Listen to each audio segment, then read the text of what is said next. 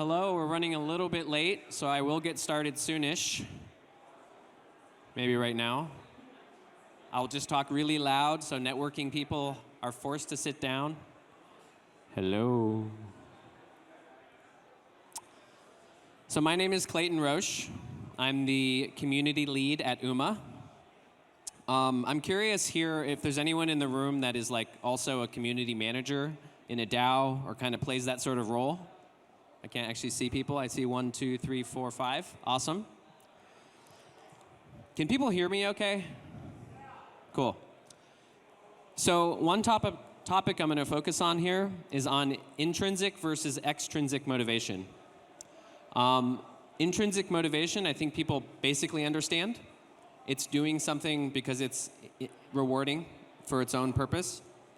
Extrinsic motivation is doing something because it leads to a separable outcome. This debate around intrinsic versus extrinsic can confuse people sometimes because most things are a mix. But I just want you to remember this piece, the separable outcome. If you can identify an outcome that's external to the internal feelings, that's an extrinsic motivation. And so we're going to talk about this in the context of community building in DAOs. So I'm going to talk about some behavioral economic studies that have been done. So there's a few steps here. If you give children games, they play the games. That's like fairly obvious, right? There's an intrinsic motivation to play a game. Oops, I went too fast. Okay. If you give children money and games, they'll play the games, right? No surprise there. But there's this kind of dilemma between intrinsic and extrinsic motivations. Extrinsic motivators can actually squish intrinsic motivation. If you give kids money to play games and then you stop giving them money, they actually play less, right, than the kids who were never given money to begin with. And what this reveals is that paying someone to do something they find inherently rewarding can actually make them do it less. And what's important about this for DAOs is because, of course, we want to incentivize people to do cool things in communities, to be lovely. But if you start paying them to do stuff they already wanted to do, you can actually have a negative outcome. Same thing with reading. So they've done studies where they paid kids to read, and they read more, but then they stopped paying them, and they read less. So you can't pay kids to learn how to love to read, and that's really the crux of it. So at UMA, we ask the same question, right? We have developers and we have networkers in the community. We can pay them money to do stuff with UMA. They build stuff. We pay them, they build stuff. However, if we pay them to build stuff, do they love UMA? That's the open question, right? And that's something that we're going to focus on here. So to come back to this intrinsic versus extrinsic motivation, when you're incentivizing your community, there are certain types of tasks that are just like kind of boring, right? Like there's not a lot of intrinsic motivation to like arranging these chairs back up in line. I don't expect people to just do it out of the sheer joy after they leave the room. So you might need to pay for that.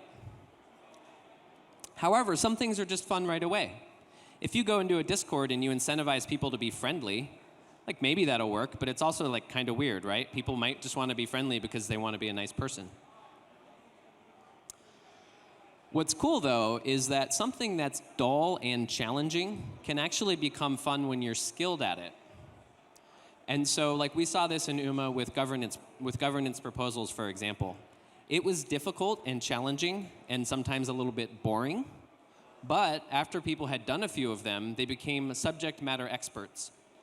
And they were able to help other people who showed up in the community and needed this service. And they were able to offer their knowledge, and they found that rewarding.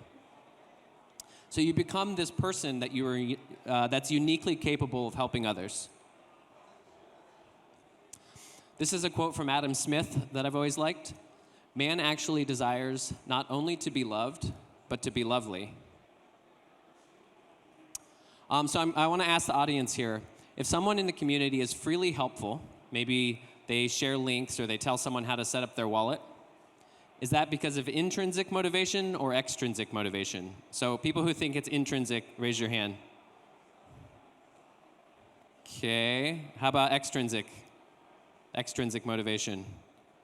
All right, I think if we did the vote the other direction, we'd have had more people the first time, because I think they were shy.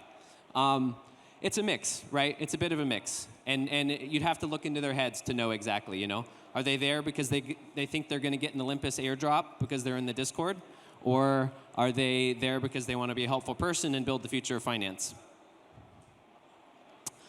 So the kind of V0 for community building is you give out rewards to get people to do cool things. That's V0, right? Pay people for outcomes. But there's a lot of cool alternatives that don't squash that intrinsic motivation, and that's the thing you want to avoid. So different alternatives include things like gratitude, literally just acknowledging someone's contribution. Bonuses and unexpected rewards can be great. And what's cool about that is, imagine someone shows up and they do something beautiful. They're nice to somebody, they help achieve an outcome. Then you give them a reward after. And so not only did they do it for intrinsic reasons, and they get to feel like a good person who's helpful, they also got that reward. And so the layers of motivation going on there end up being a lot more powerful than if you had paid them to do the thing in the beginning. Let's see, other angles here are, roles and responsibility is another one, right? And this one we're generally familiar with. If somebody's in a community and you offer them a role, whether it's a moderator or developer support, something like that, you might offer compensation, but the role itself ends up being a certain type of reward, and they get to feel proud of offering that service to people. So that's an alternative to just simply paying for something. So I want to talk a bit about, I want to remind people that even though I'm talking about maybe not paying for certain things, crypto economics are certainly important. It's the glue that holds Bitcoin together, right? It's financial incentives. So at UMA, we need crypto economics. Like our literal protocol and oracle is built on incentives and economics. And what's cool about community building, what I like about it, is it exists at the intersection of pure crypto economic incentives, like keeper bots or doing liquidations for Aave or MakerDAO to keep the protocol liquid, and pure-hearted intentions to contribute. Because if you've ever hung out in a DAO or in a community, people are in there because they like it. Like some of them are getting rich, and that's cool, or they're earning an income, and that's cool, but they're in it because they like it.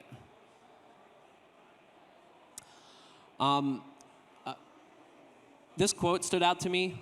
Autonomy-supportive teachers discover greater intrinsic motivation. And the reason that I highlighted this quote from this researcher is basically this piece about autonomy, and this is something that we're going through in our community right now.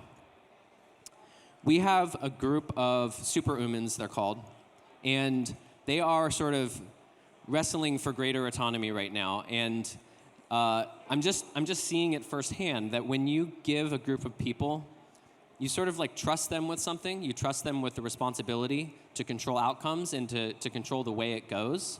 In fact, actually, I'm curious, who here has ever had a micromanaging boss that tells you how to do everything and takes credit for everything you did? I'm seeing some enthusiastic hands in the air. It's kind of the same idea, right? It's really annoying to have someone telling you how to do every little thing, and it's also annoying because you don't get to feel proud because you affected the outcome yourself. And that's what I find in my experience here with community building is another way to reward people is not just with paying people, it's also just acknowledging that they're effective and doing that acknowledgement with more than just words, but giving them responsibility and control. So when you do that, when you give people autonomy, they're empowered to build cool things. They feel the community appreciates them. And they get to they get to be lovely. They get to be seen as good, as generous, as smart, as skillful. They get to feel helpful. So this intersection piece, the intersection of intrinsic and extrinsic, we need both, right? People need, I have people in our community who I think are there full time. And some of them are working other jobs for 1 out of 8 hours a day, and they're in our Discord the other 7 hours, which is awesome. But like, they need to pay their bills, right? So it can't just be intrinsic, but it can't only be extrinsic. They want to be lovely. I don't want to pay people to be nice. I want to pay people because we're being successful, and they're nice because they're nice. This is another quote that I like a lot. So the inclination to take interest in novelty is a significant feature of human nature. And I think that this starts out as kids, but basically like you can sort of picture a DAO community a little bit like a Montessori school. People just want to show up and play with things and contribute skills and discover how they work. So the kind of solution that we've used at UMA, and I'm going to talk a little bit about the particular mechanism here, is that shared incentives can create the best of both worlds. And so what that means is giving a group of people an outcome that they're striving towards, and that they all get equally if that outcome is achieved. And what that does is it allows people to contribute to the progress of the community, and you don't pay them individually. You pay the entire group if the outcome is achieved. And what that does is it lets them both like feel lovely and put food on the table and justify them spending time in your community. So the product I'm talking about is KPI options. What we can do at UMA is basically tokenize an incentive. And so, for example, the one that we're doing right now is on integrations. And so there is a superhuman out here right now called Poopster, who is raising his hand. If Poopster goes out into this crowd and gets another DAO to integrate and use KPI options, all of the KPI options held by other superhumans will increase in value. At December 31st, they mature, and they can cash them out. So like, this guy sitting right here can talk to one of you, form an integration, and bring a win home for everyone, and send a selfie.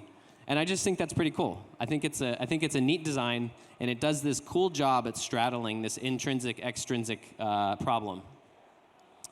So we've done this at UMA internally in our DAO, in our community. We have an extremely dedicated and distributed and unmanaged, thank heavens, sort of SaaS sales teams, even though I sort of loathe to call it that a little bit.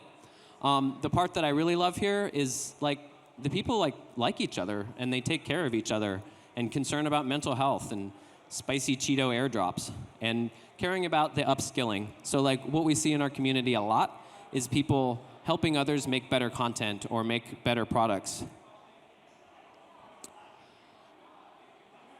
And I wanted to share this too. I'm speaking at LisCon. Can the superhumans create my presentation? Well, this presentation that you just saw was created by the superhumans using the KPI options. I didn't offer anyone any additional pay. We're just part of a community. We want to build cool stuff together.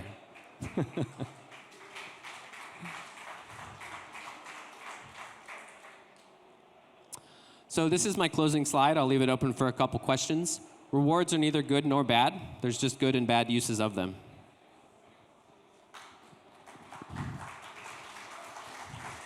Thank you. We'll take just one question. Questions, please. Anybody? There's a special prize for the first question asker. Prize. The teams that you're talking, this is very mature team that can know like how to distribute the work between each other, but did you deal with the teams when you have like 5 people that work really hard and one person who is lazy, and in the end they like both of them, like 6 people will get the reward? So how do you deal with that? That is a very excellent question, and it raises this topic where people care about fairness a lot. So those other 5 people aren't only thinking, oh, I made $1,000. They're pissed off that 6th person made $1,000 too. And it's like, it kind of goes in the known issue category. It's the free rider problem. And so like the only way we've been able to deal with it is to basically like develop a way to measure the work that people are doing. And then each campaign that we run, we give out a differing number of KPI options. So those tokenized incentives, like each token pays out based on the outcome, but you can decide how many of those tokens to give to one individual. And so we're moving towards like having tiers depending on people's involvement. But the free rider problem is a real one, and that's a good question. Yeah. Thanks. Sure. I'll run it back here. Hi, I'm Alex. Thank you for the presentation. I want to get back to the question of if you give people money to do stuff, it means extrinsic motivation, right? But if I have a conversation with the guy yesterday about this topic, but if they don't know that they're going to be rewarded, very few people are able to risk working on the task. So there's no fairness in this kind of scenario right now. Ooh. So you're right, and that is something I've struggled with too, which is where like you're essentially expecting someone to take a risk or to work for free and hope to get paid. And like I think there's got to be a middle ground. So like we're right now as a community, we're only KPI options, but we're essentially starting to explore kind of a balance in between. But it's a real problem, and like I think like there's ways to hack it. Like one could be that you maybe offer people something like a salary in the beginning until they can justify, until they're like confident, or just do something of a mix. But you're right. I mean, it's not that dissimilar to like a pure commission job, right, where you're taking on all the risk. So it's a balance. I think it's got to be a balance, and it's something I'm struggling with too. Both questions are things that I'm like still exploring. They go in the known issues category. Yeah. Thanks. Thank you. Appreciate it, man. Anyone else? I know that we're over time, so. Okay. Last question. Keep it quick, please. Yeah, thank you. So these sort of, essentially KPIs in general are great when we have a lot of certainty that the metric is good, and the longer the timeline, the less certainty we can have. So for sales team, seems like a no-brainer. It's very simple. Sales. Could you talk a little bit more about maybe other use cases that you have thought about that diverge or can be more Sure. subjective perhaps? Sure. No, that's being able to define the KPI is really important, especially for UMA. So like our Oracle basically takes as an input a methodology document that you write up. And and so the examples that I can think of are Bankless DAO created one on a legal document. Aragon created one on motivating DAOs to move from their new service. And so like there's just like a variety of options that you can use here. It could be sales, it could be a single outcome, it could be the quality of a document, but you have to like codify it properly.